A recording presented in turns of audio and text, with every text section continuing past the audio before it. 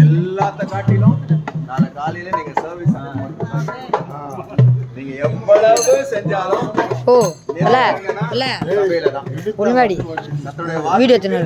செவி கொடுத்து கர்த்தருடைய வார்த்தையின்படி நடக்கிறது தான் ஆசீர்வாதம். Hello guys